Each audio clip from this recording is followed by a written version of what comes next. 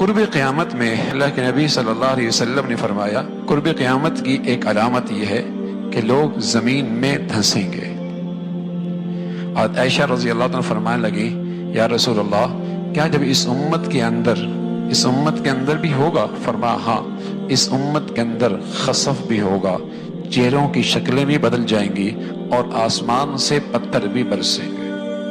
پہلی امتوں میں تو یہ تھا کہ پوری امت اس عذاب میں شریک تھی، لیکن اس امت میں پوری امت پہ نہیں ہوگا، انفرادی علاقے، محفلیں، بعض جگہیں، بعض مقامات زمین میں دھنس جائیں گے، شکلیں ان کی مسخ ہو جائیں گی اور آسمان سے پتھر ہوں گے۔ تو عائشہ فرمانے لگی یا رسول اللہ انہلک وفینا الصالحون، اس امت کے نیک لوگ بھی موجود ہوں گے پھر بھی یہ ہلاکت ہوگی؟ فرمایا ہاں، اذا ظہر الخبث، جب گندگی زیادہ ہو جائے گی تو پھر اللہ کی یہ پکڑ آئے گی۔ پھر رسول اللہ صلی اللہ علیہ وسلم نے اپنی زبان میں بتایا کہ یہ خسف کب ہوگا، زمین میں دھنسنا قرب قیامت میں کن گناہوں پر ہوگا؟ تو فرمایا المجاہرہ بالغناء والرفث، جب ناچ گانا کھلے عام ہونے لگ جائے گا، جب ناچ گانا کھلے عام ہو جائے گا، والمغازف، اور آلات موسیقی کھلے عام ہو جائیں گے، وشرب الخمور، اور شرابیں کھلے عام پی جائیں گی۔ عمران ابن حسین فرمانے لگے رضی اللہ تعالیٰ عنہ رسول اللہ صلی اللہ علیہ وسلم نے فرمایا فی هذه الامہ خسف ومسخ وقذف، اس امت کے اندر بھی زمین میں دھنسنا ہوگا، شکلوں کا مسخ ہونا ہوگا، آسمان سے پتھروں کا بارش ہوگی، لیکن کب یا رسول اللہ؟ مسلمانوں میں ہوگا۔ آپ نے فرمایا وَمَتَى ذَلِكَ، اس کے علاوہ کون، اور اس کے علاوہ کس پر؟ فرمایا جب یہ مسلمان اسلام کے نام لیوا اذا ظہرت القینات والمغازف وشربت الخمور، گانے بجانے والیاں اور آلات موسیقی کی جب کثرت ہو جائے گی اور شرابیں پی جائیں گی، پھر اس امت کے اندر بھی زمین میں دھنسنا ہوگا۔ یہ جو آپ کو نظر آتا ہے نا کہ ٹیلنٹ پورے ملک میں تلاش کیا جاتا ہے، کون اچھا گلوکار بنتا ہے، یہ ہونا ہے اس لیے کہ قرب قیامت میں دھنسنا بھی تو ہے۔ جب تک یہ ٹیلنٹ تلاش نہیں ہوگا اس وقت تک یہ عام کیسے ہوگا؟ ٹیلنٹ تلاش کیا جاتا ہے نا، اور دانش گاہوں کے اندر، تعلیمی گاہوں کے اندر بھی کلاسز دی جاتی ہیں۔ اس نسل کو اب اسی کی ضرورت رہ گئی ہے، ناچتا کہتا ہے، گاتا کیسا ہے۔ پہلے میں اپنے بچوں کو اللہ کا نام سکھاتی تھی، اور جب وہ گنگناتا ہے تو کہتے ہیں بچے میں ٹیلنٹ بہت ہے۔ جب وہ گنگناتا ہے اماں کے سامنے ناچتا ہے، ٹیلنٹ بہت ہے۔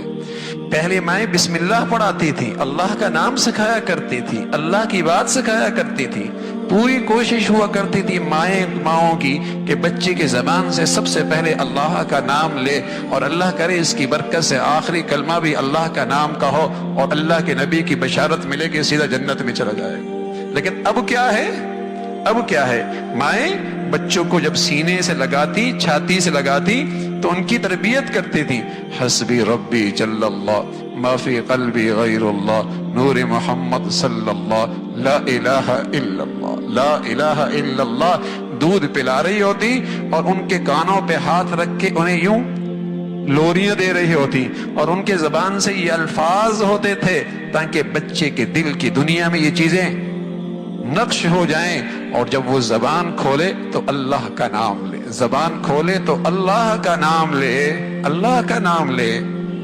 اور آج میرے عزیزو ابھی اس کی 2.5 سال کی عمر نہیں ہے، 3 سال کی عمر میں آپ نے تعلیمی ادارے میں بھیج دیا، وہاں اسے موسیقی کی کلاس سکھائی جا رہی ہے۔ کیسی بدنصیبی ہے، عقل پر ماتم کیجئے، لاکھوں روپے بھی دیجئے اور اپنی اولادوں کو بھی ان کے حوالے کیجئے، ہاں لاکھوں روپے بھی دیجئے اور اپنی نسل کو، اپنی اولادوں کو بھی برباد کیجئے، پیسہ بھی دیجئے اور اس اولاد کو اپنے لیے وبال بھی بنائیے۔ کیا دولت تھی اولاد جو مسلمانوں کے لیے صدقہ جاریہ تھی، اور بہترین زندگی کی صلاحیتیں اس کے اندر پیدا کرنے کا موقع تھا۔ کیا بڑی دولت تھی کہ مسلمان اس میں سرمایہ کاری کرتا، اپنے وسائل لگاتا، اپنی صلاحیتیں لگاتا، اپنی توجہ دیتا، تاکہ اس سرمایہ کاری سے ایسی چیز بنے کہ کھربوں سال کی زندگی میں اس کے لیے صدقہ جاریہ بنے، اور دنیا کے چند ٹکوں کی خاطر اس کی آخرت بھی برباد کرتا ہے اور اپنی بھی آخرت برباد کرتا ہے، اپنی بھی آخرت برباد کرتا ہے۔ تو رسول اللہ صلی اللہ علیہ وسلم نے فرمایا اس امت میں خسف ہوگا جب آلات موسیقی اور گانا بجانا اور ناچنا عام ہو جائے. شریف گھرانوں کی عورتیں، ہاں شریف گھرانوں کی شادیاں، وہاں بھی اسٹیج اب سجدہ ہے. جہاں ان کی نسلوں میں کبھی تصور بھی نہیں تھا کہ ان کی شادیوں کے اندر بھی اسٹیج پہ یہ سب کچھ ہوگا، لیکن ہو رہا، یہ سب کچھ ہو رہا ہے اور آگے بڑھتا چلا جا رہا ہے.